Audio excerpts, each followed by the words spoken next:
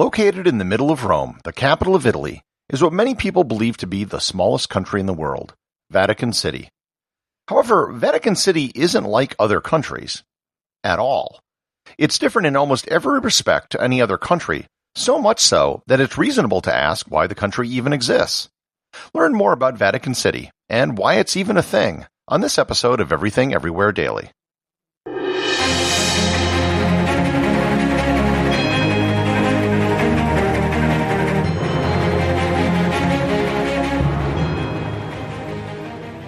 This episode is sponsored by the Restoration Depot. Do you want more fun in your life? It can be tough finding the you time we all need. Here's a way to feel more energized. Join the Restoration Depot, where friends can meet for all sorts of health and wellness options online. The Restoration Depot is created for people like you. It's convenient and affordable. Just log in to any one of their online classes like yoga, tai chi, meditation, music, and many more. Check out all of the classes at therestorationdepot.com and try your first class for only $5 by selecting First Class Special at checkout. Remember, that is therestorationdepot.com.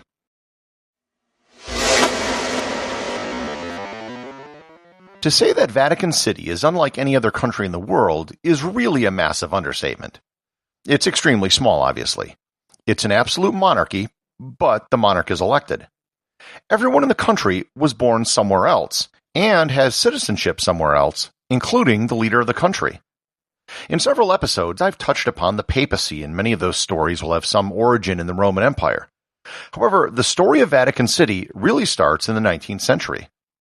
Prior to Vatican City, there was a thing called the Papal States. Among all the kingdoms and republics in Italy, there was a swatch of land in the middle of Italy which was ruled by the Pope.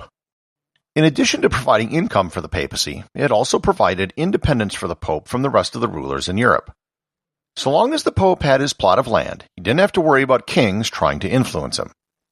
The situation changed in the 19th century, when Italy began to unify. All of the smaller entities got merged into the new Greater Italy.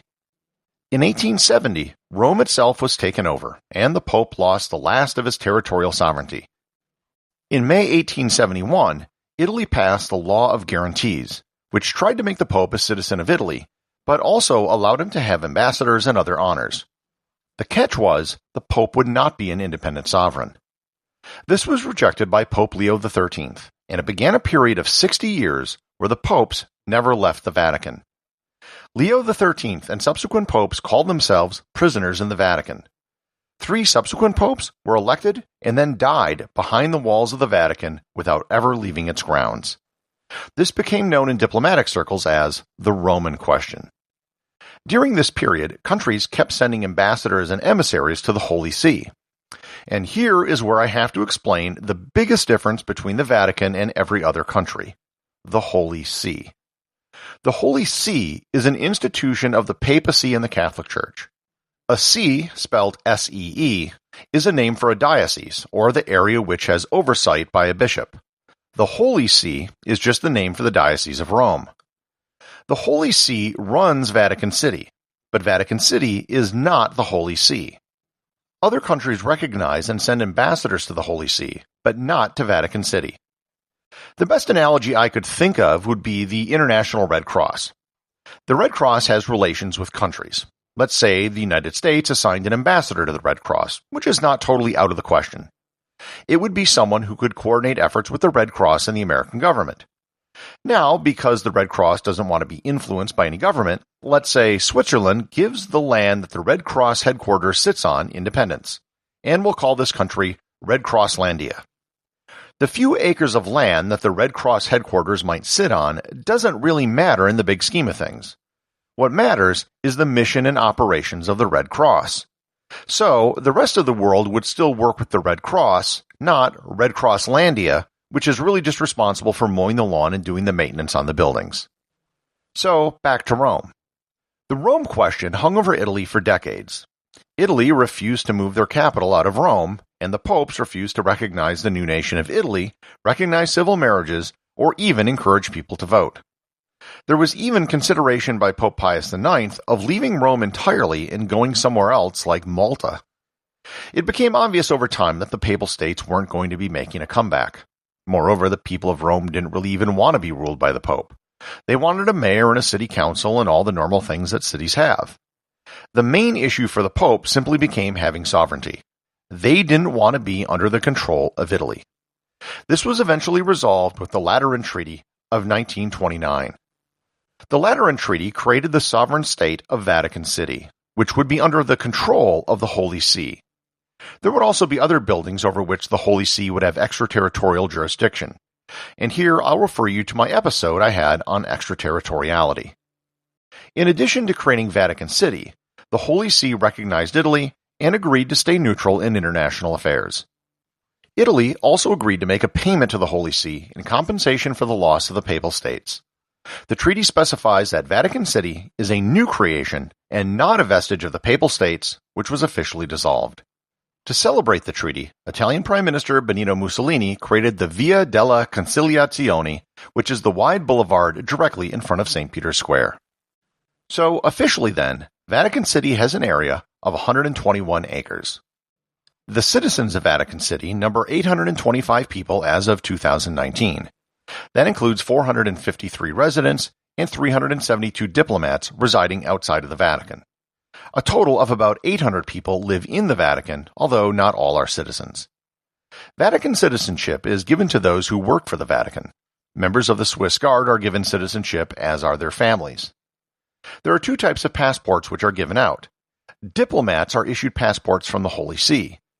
Family members and other non-diplomats are issued Vatican City passports. Vatican passports are in Italian, French, and English, whereas Holy See passports are in Latin, French, and English. Unlike most countries, Vatican citizenship is only by appointment. You cannot get it by blood or by being born there. Anyone who has their Vatican citizenship revoked, if they have no other citizenship, automatically become citizens of Italy. Vatican City has no official language. However, the working language is Italian, and official documents are in Latin.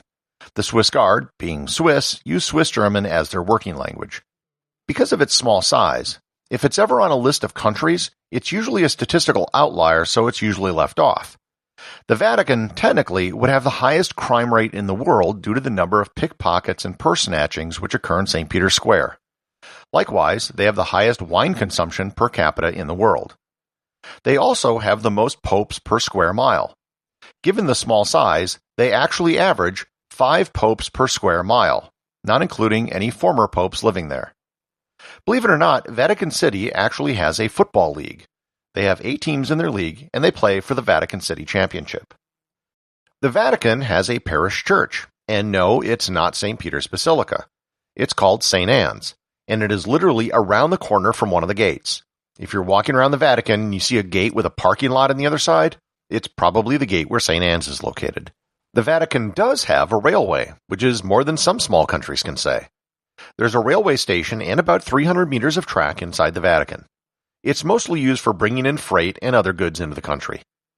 The Vatican has its own postal system, and it is actually one of the biggest moneymakers in the country.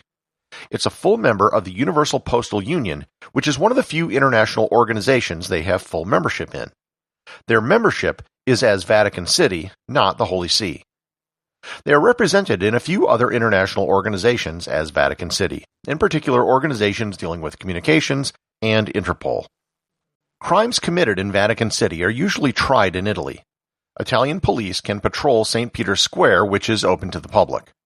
If you're in prison for a crime committed in the Vatican, your sentence will be carried out in an Italian prison, but the cost for the inmate will be paid by the Vatican. Other governments have diplomatic relations with the Holy See, not Vatican City. Because of its size, no embassies are located within Vatican City itself. Everything is in Rome, and most large countries have separate embassies for Italy and the Vatican in separate buildings. During World War II, the British ambassador to the Holy See was allowed to actually stay in the Vatican due to Britain being at war with Italy. Every building in the country is listed as a cultural property under the Hague Convention for the Protection of Cultural Property in the Event of Armed Conflict. This means that according to international law, none of the 133 countries which signed the treaty can actually invade Vatican City. The actual day-to-day administration of Vatican City is in the hands of a legislature, believe it or not. It's called the Pontifical Commission for the Vatican City-State, and it consists of 7 cardinals. They may pass laws, but everything has to be approved by the Pope. It's headed by the president of the Governorate of the Vatican City-State, which is a cardinal who has the daily administrative responsibility for the country.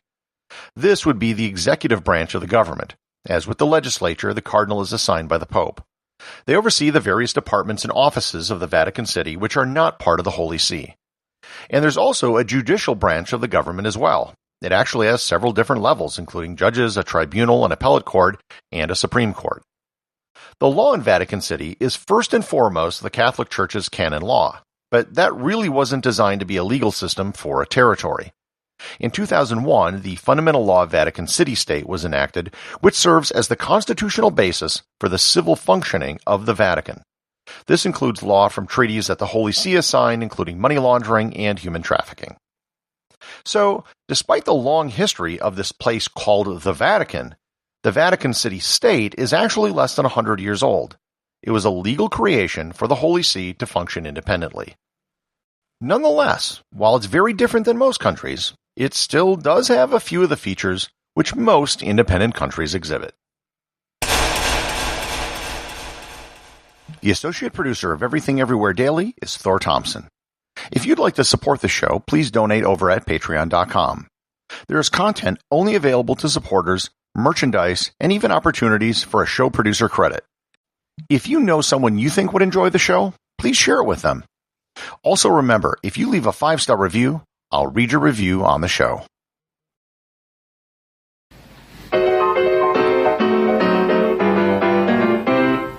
First you get down on your knees, fiddle with your rosaries, bow your head with great respect and genuflect, genuflect, genuflect. Do whatever steps you want if you have cleared them with the pontiff. Everybody say his own, Kyrie eleison, doing the Vatican right.